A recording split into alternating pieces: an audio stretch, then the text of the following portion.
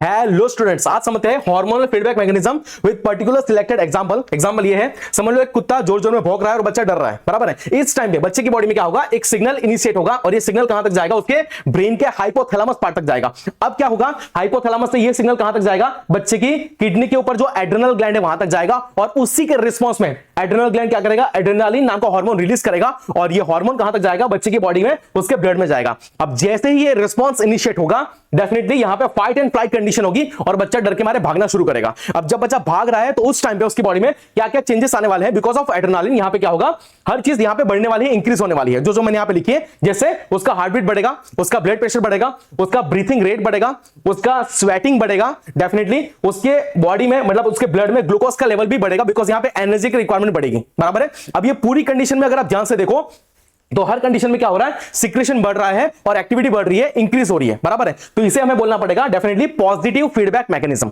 सही है। अब इसी का हम लोग नॉर्मल और रिवर्स कंडीशन समझते हैं। समझ लो कि ये बच्चा मतलब प्रोटेक्ट हो गया फ्रॉम द डॉग और कुत्ता चला गया, बच्चा नॉर्मल कंडीशन में वापस आ गया, बराबर है। अब इस टाइम पे क्या होगा, बच्चे की बॉडी से 1 सेकंड सिग्नल जाएगा उसके ब्रेन तक और ब्रेन में कहां तक जाएगा, डेफिनेटली हाइपोथैलेमस तक जाएगा। अब हाइपोथैलेमस क्या करेगा, सेंस करेगा कि ब्लड में एड्रेनालिन का लेवल बढ़ गया है, मतलब कि जरूरत आगे नहीं है। इट मींस कि हाइपोथैलेमस क्या करेगा, ये सिग्नल इनिशिएट करेगा और कहां तक भेजेगा, अपने किडनी के ऊपर जो एड्रेनल ग्लैंड है वहां तक भेजेगा और इसके रिस्पांस में एड्रेनल ग्लैंड एड्रेनालिन को सीक्रेट करना बंद कर देगा, ब्लॉक कर देगा या बहुत कम कर देगा डेफिनेटली। और उससे क्या होगा, जो भी चीजें थी जो बड़ी थी वो डेफिनेटली क्या हो जाएगी, कम हो जाएगी और नॉर्मल स्टेज में आ जाएगी। जैसे कि यहां पे हार्ट बीट या फिर blood pressure, then you can say breathing rate, sweating and glucose in blood, ये सब क्या हो जाएगा, डिक्रीज हो जाएगा और पर्सन नॉर्मल कंडीशन में क्या हो जाएगा, वापस आ जाएगा, बराबर है। तो इसी को हम लोग बोलते हैं नेगेटिव फीडबैक मैकेनिज्म, बिकॉज यहां पे क्या हो रही है, हर चीज क्या हो रही है, डिक्लाइन हो रही है, सिक्रेशन क्या हो रहा है, डिक्लाइन हो रहा है, बराबर है। So this is one of the best example to understand hormonal feedback mechanism. इसके अलावा बहुत सारे एग्जांपल्स और भी है जो आपको ऑलरेडी आपके नीट के सिलेबस में दिए है, जो आपको लर्न कर रहे हैं।